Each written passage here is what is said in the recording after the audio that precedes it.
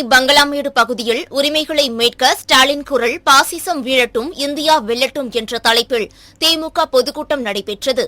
இந்நிகழ்ச்சியில் கலந்து கொண்டு பேசிய ஊரக வளர்ச்சித்துறை அமைச்சர் பெரியசாமி, ஒன்றிய பாஜக அரசு மக்களுக்கான ஆட்சியை நடத்தவில்லை, கார்ப்பரேட்டுகளுக்கான ஆட்சியாக நடைபெற்றுக் கொண்டிருக்கிறது என்றும், கருப்பு பணங்களை மீட்டெடுப்பதாக கூறிய ஒன்றிய பாஜக அரசு ஊழலுக்கு முதன்மையாக திகழ்கிறது என்றும் குற்றம் சாட்டினர். எனவே இந்த முறை தேர்தலில் பாஜகவை இந்திய நாட்டில் இருந்து தூக்கி எறிந்து இந்தியா கூட்டணியை வலுப்படுத்தி வெற்றி பெற செய்வோம் என தெரிவித்தார். நம்முடைய முதல்வர் தளபதியார் அவர்கள் சொன்ன வாக்குறுதியை நிறைவேற்றியிருக்கிறார்கள். இதே எடப்பாடி, ஓபிஎஸ் எல்லாம் பேசுறாங்க. என்ன பேசுறாங்க? வாய்களையே பேசுறாங்க. எங்க 1000 ரூபாய் கொடுத்தேன், எங்க 1000 ரூபாய் கொடுத்தேன் சொன்னாங்க. 1000 ரூபாய் கொடுத்தமே, 1,18,00,000 பேருக்கு மகளிருக்கு இன்றைக்கு உரிமை தொகையை கொடுத்தமே. இப்ப என்ன சொல்ல போற? இப்ப அதை பேச முடியாது. நீ 520 சொன்னீங்க, அதுல என்ன 4-5 பாக்கி இருக்குன்னு படிச்சு காமிக்கலாம். 520 சொன்னோம், 500 நிறைவேற்றிட்டமே. அதுக்கு நீ பாராட்டுவதற்கு உனக்கு மனசு இல்ல. நீ 1-2 கூட நீ எடப்பாடி என்ன செஞ்சாருன்னு கேட்டா நீ பேசுறதுக்கு உனக்கு வாய்ப்பு இருக்கா? நாங்க இன்னைக்கு உங்களுக்கு 1000 ரூபாய் உரிமை தொகையை கொடுத்திருக்கிறோம், இன்னும் கொடுக்க போறோம். எத்தனை பேருக்கு கிடைக்கலையோ உங்க மனசுல வச்சுக்கோங்க. கிடைக்காதவங்க எல்லாம் கவலையே படாதீங்க. இது மக்களின் ஆட்சி. தமிழ்நாட்டில் நடப்பது இந்தியாவிலே மக்களுக்காக, உங்களுக்காக நடக்கிற ஒரே முதலமைச்சர், ஒரே ஆட்சி நம்முடைய தளபதியாருடைய அரசு என்பதை மட்டும் மனதில் வைத்துக் கொள்ள வேண்டும். நான் ஒன்றை சொல்லிக் கொள்ள விரும்புகிறேன். திருவள்ளூர் மாவட்டம் ஆவடி அடுத்த திருமுல்லைவாயில் அய்யனார் தெருவை சேர்ந்தவர் சையது இப்ராஹிம். இவர் ஆவடிக்கு உட்பட்ட மாநகராட்சி பகுதிகளில் சாலை போடும் பணியில் மேற்பார்வையாளராக பணியாற்றி வருகிறார். இந்நிலையில் சரஸ்வதி நகர் பிரதான சாலை சுடுகாடு வாசலில் உள்ள சாலையில் தடுப்புகள் அமைத்து 10 ஊழியர்களுடன் புதிதாக சிமெண்ட் சாலை அமைக்கும் பணியில் ஈடுபட்டிருந்தார். அப்போது மதுபோதையில் இருசக்கர வாகனத்தில் வந்த மர்ம நபர்கள் அவ்வழியாக செல்ல வேண்டும் என சையது இப்ராஹிமிடம் கூறியுள்ளனர். அதற்கு பணி நடக்கிறது, இந்த வழியாக செல்ல முடியாது என இப்ராஹிம் கூறியதால் அவர்கள் தகராறில் ஈடுபட்டுள்ளனர். ஒரு கட்டத்தில் தகராறு முற்றிய நிலையில் அவர்கள் தனது நண்பர்களை தொலைபேசியில் தொடர்பு கொண்டு அழைத்ததன் பேரில் அங்கு வந்த 3 நண்பர்கள் சையது இப்ராஹிமை கத்தியால் வெட்டியுள்ளனர். இதில் பலத்த காயமடைந்த இப்ராஹிம் மேல் சிகிச்சைக்காக கீழ்ப்பாக்கம் அரசு மருத்துவமனையில் அனுமதிக்கப்பட்டுள்ளார். இச்சம்பவம் அங்கு பொருத்தப்பட்டிருந்த கண்காணிப்பு கேமராவில் பதிவாகிய நிலையில் தற்போது அந்த காட்சிகள் வெளியாகி அதிர்ச்சியை ஏற்படுத்தியுள்ளது. இதுகுறித்த புகாரின் அடிப்படையில் வழக்கு பதிவு செய்த திருமுல்லைவாயில் காவல்துறையினர் சையது இப்ராஹிமை வெட்டிவிட்டு தப்பி சென்ற நபர்களை தேடி வருகின்றனர். செங்கல்பட்டு மாவட்டம் அச்சரப்பாக்கம் அருகே உள்ள அண்ணாநகர் பகுதியில் சென்னை மார்க்கமாக சென்று கொண்டிருந்த 2 தனியார் பேருந்து நடுவே கார் சிக்கி விபத்துக்குள்ளானது. இதில் காரில் பயணம் செய்தவர்கள் சிறு காயங்களுடன் உயிர் தப்பினர். இந்த விபத்தால் தேசிய நெடுஞ்சாலையில் 1 மணி நேரமாக போக்குவரத்து நெரிசல் ஏற்பட்டது. இதையடுத்து தகவல் அறிந்து சம்பவ இடத்திற்கு சென்ற போலீசார் விசாரணை மேற்கொண்டு போக்குவரத்தை சரி செய்யும் பணியில் ஈடுபட்டனர். கோவை மாவட்டம் பொள்ளாச்சி கோவை சாலையில் உள்ள முருகன் திடலில் உரிமைகளை மீட்க ஸ்டாலின் குரல் பரப்புரை கூட்டம் நடைபெற்றது. மாவட்ட செயலாளர் தளபதி முருகேசன் தலைமையில் நடைபெற்ற இந்த கூட்டத்தில் அமைச்சர்கள் சாமிநாதன், கயல்விழி செல்வராஜ் கலந்து கொண்டு பேசினர். மேலும் சிறப்பு அழைப்பாளராக நாடாளுமன்ற உறுப்பினர் திருச்சி சிவா கலந்து கொண்டு பேசியபோது, இந்திய அரசியல் சட்டத்தை எழுதியவர்கள் ஒவ்வொன்றையும் யோசித்து எழுதினார்கள், ஆனால் தற்போது பாஜக ஆட்சியில் அந்த மாண்புகள் சிதைக்கப்படுகிறது என்றும் கூட்டாட்சி தத்துவம் அதைத்தான் சொல்கிறது என்றும் கூறினர். திருவண்ணாமலை மாவட்டம் வந்தவாசி பகுதிகளில் கஞ்சா விற்பனை செய்வதாக போலீசாருக்கு ரகசிய தகவல் கிடைத்தது. இதையடுத்து வந்தவாசி காவல் துணை கண்காணிப்பாளர் ராஜு தலைமையிலான போலீசார் தீவிர கண்காணிப்பில் ஈடுபட்டனர். அப்போது பஜார் பகுதியில் கஞ்சா விற்பனையில் ஈடுபட்ட பரத் என்பவரை இருசக்கர வாகனத்துடன் பிடித்தனர்.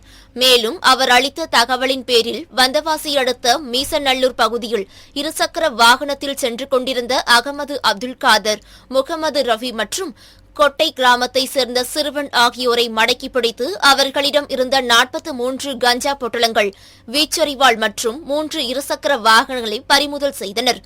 மேலும் அவர்களை கைது செய்து வந்தவாசி நீதிமன்றத்தில் ஆஜர்படுத்தி சிறையில் அடைத்தனர்.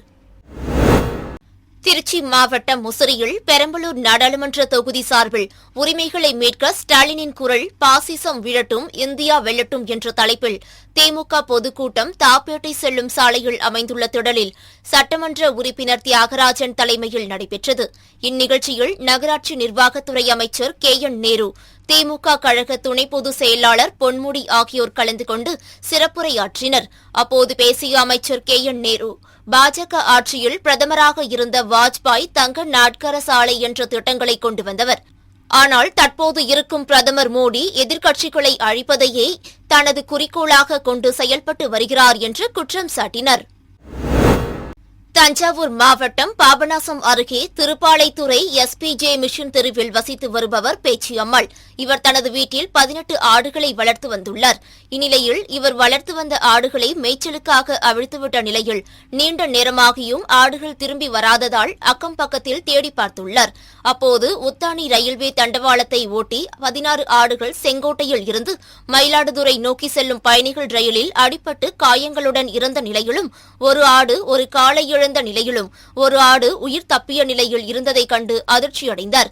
பின்னர் அக்கம் பக்கத்தினர் உதவியுடன் உயிரிழந்த ஆடுகளை வாகனத்தில் தனது வீட்டிற்கு எடுத்து சென்றுள்ளார். இதுகுறித்து தகவல் அறிந்து சம்பவ இடத்திற்கு சென்ற கும்பகோணம் ரயில்வே போலீசார் விசாரணை மேற்கொண்டு வருகின்றனர். திருப்பூர் மாவட்டம் தாராபுரத்தை அடுத்துள்ள மூலனூர் பவளக்குடி கும்மியாட்ட குழுவினர் 60 நாள் கும்மியாட்ட பயிற்சி மேற்கொண்டனர். இதைத் தொடர்ந்து கும்மியாட்டத்தின் இறுதி ஆட்டமாக 95வது அரங்கேற்ற நிகழ்ச்சி மூலனூர் ஈஸ்வரன் கோவில் திடலில் நடைபெற்றது. கும்மியாட்ட நிகழ்ச்சியில் இன்றைய நாகரிக உலகத்தில் பழமையான கலைகள் ஒவ்வொன்றும் அழிந்து வரும் நிலையில் பழமையான கலைகளை மீட்டெடுக்க வேண்டும் என்பதை வலியுறுத்தி பவளக்குடி குழு ஆசிரியர் விஸ்வநாதன் தலைமையில் 300 பேர் பவளக்குடி வள்ளி கும்மியாட்ட கலையை பாரம்பரிய சீருடைகள் அணிந்து ஆடினர். முருகன் வள்ளி கதையுடன் இடைவெளியில் நாட்டுப்புற பாடல்களும், பாரதிதாசன் பாரதியார் பாடல்கள், திரைப்படம், தத்துவ பாடல்கள் உட்பட கருத்துமிக்க பாடல்கள் பாடினர்.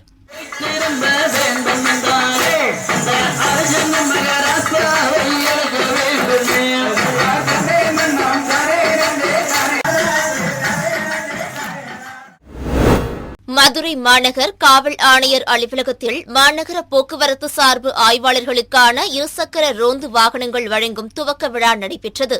இதில் காவல்துறை DGP சங்கர் ஜிவால் கலந்து கொண்டு 10 வாகனங்களை வழங்கி கொடியசைத்து தொடங்கி வைத்தார். இந்த போக்குவரத்து ரோந்து வாகனங்கள் மக்கள் நெருக்கமான பகுதிகளுக்கு சென்று போக்குவரத்து சீரமைப்பு பணிகளில் ஈடுபடுவார்கள் எனவும், குற்றம் நடைபெறும் இடத்திற்கு விரைவாகவும், குற்றம் நடைபெறாமல் தடுக்கவும், நகர் முழுவதும் ரோந்து செல்லவும் வசதியாக அமையும் எனவும் தெரிவிக்கப்பட்டுள்ளது. தமிழ்நாடு தர்காக்கள் ஜமாத்தின் மாநில பொதுக்குழு கூட்டம் தஞ்சை மாவட்டம் கும்பகோண தாஜ்மஹாலில் நடைபெற்றது.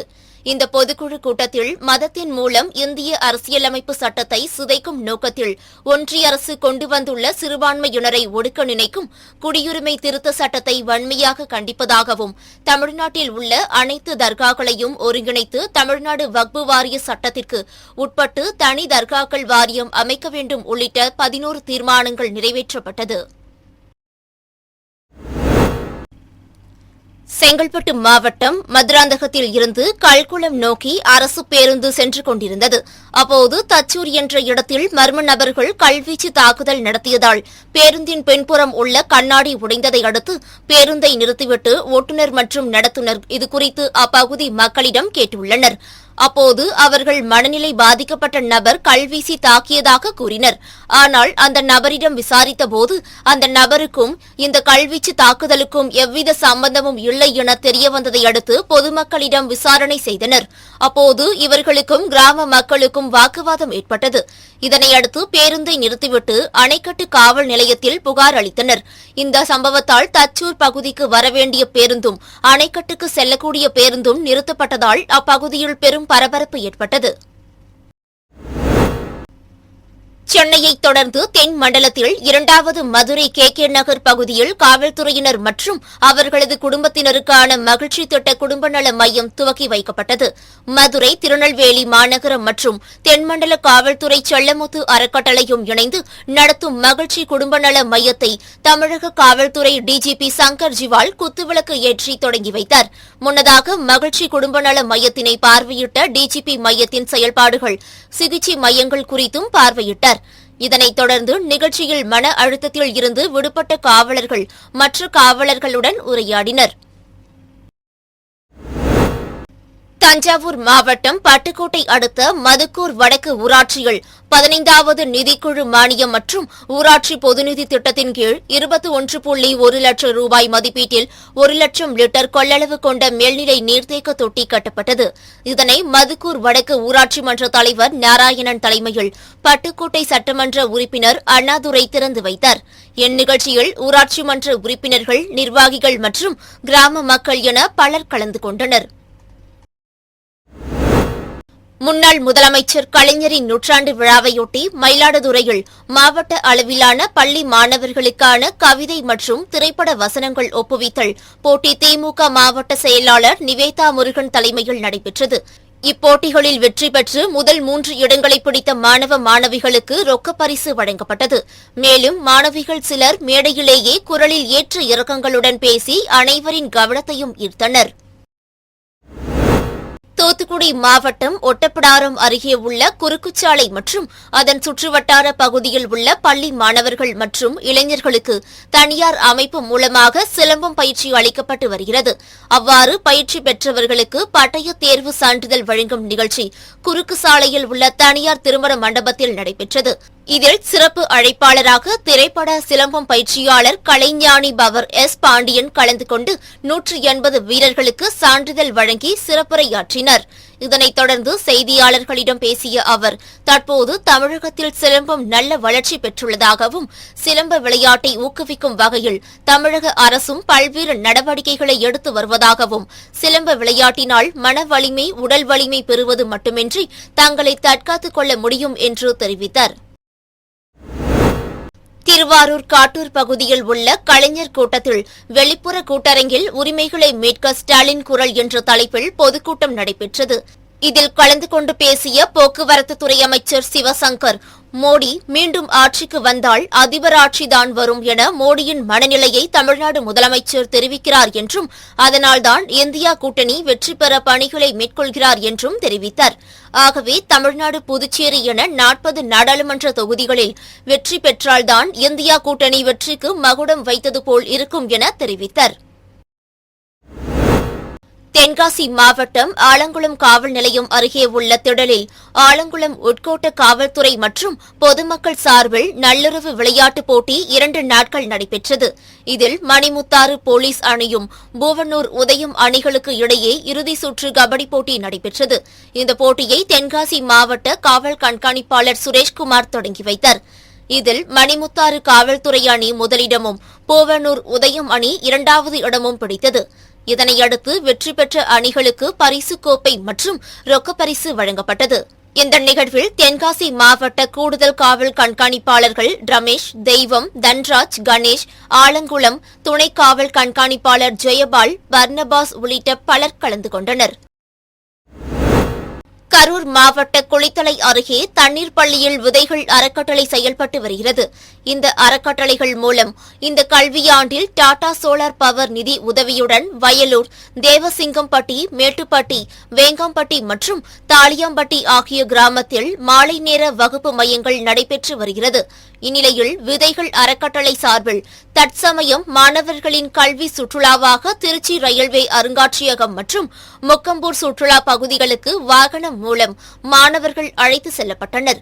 இந்த பயணம் பெரிதும் பயனுள்ளதாக இருந்தது என பள்ளி மாணவர்கள் மகிழ்ச்சியுடன் தெரிவித்தனர். ராமநாதபுரம் மாவட்டம் கிழக்கரை தனியார் திருமண மண்டபத்தில் திமுக முன்னோடிகளுக்கு பொற்கிழி வழங்கும் நிகழ்ச்சி மற்றும் ராமநாதபுரம் அரண்மனையில் நாடாளுமன்ற தேர்தல் திமுக பிரச்சார கூட்டத்தை தொடங்கி வைத்து பொதுக்கூட்டம் நடைபெற்றது. உயர்கல்வித்துறை மற்றும் பிற்படுத்தப்பட்ட நலத்துறை அமைச்சர் ராஜகண்ணப்பன், சட்டமன்ற உறுப்பினர் காதர் பாஷா, முத்துராமலிங்கம் ஆகியோர் தலைமையில் நடைபெற்ற இந்நிகழ்ச்சியில் சிறப்பு விருந்தினராக கலந்து கொண்ட இளைஞர் நலன் மற்றும் விளையாட்டுத்துறை அமைச்சர் உதயநிதி ஸ்டாலின் கழக முன்னோடிகளுக்கு பொற்கிழிகளை வழங்கி பாராட்டுகளையும் வாழ்த்துக்களையும் தெரிவித்தார். மதுரை மாநகராட்சி மண்டலம் 4க்கு உட்பட்ட வார்டு எண் 84, 86, 90, 91 உள்ள வார்டுகளில் பணிபுரியும் 60க்கும் மேற்பட்ட துப்புரவு பணியாளர்களுக்கு கடந்த 4 மாதமாக ஊதியம் வழங்கப்படவில்லை என கூறப்படுகிறது. இதனால் ஆத்திரமடைந்த துப்புரவு பணியாளர்கள் 100க்கும் மேற்பட்டோர் வில்லாபுரம் வெற்றி தியேட்டர் அருகே சாலை மறியலில் ஈடுபட முயன்றனர். பின்னர் இதுகுறித்து தகவல் அறிந்து வந்த அவனியாபுரம் காவல்துறையினர் மறியலில் ஈடுபட முயன்றவர்களிடம் பேச்சுவார்த்தை நடத்தியதை அடுத்து சாலை ஓரத்தில் அமர்ந்து சம்பளம் வழங்காததை கண்டித்து கோஷம் எழுப்பினர். இதில் விடுதலை சிறுத்தைகள் கட்சியின் துப்புரவு தொழிலாளர் மேம்பாட்டு சங்க முன்னணி நிர்வாகிகள் பூமிநாதன், டிபிஐ முத்து, மோகன், நெடுஞ்செழியன் உள்ளிட்ட 100க்கும் மேற்பட்டோர் கலந்து கொண்டு கோஷங்களை எழுப்பினர்.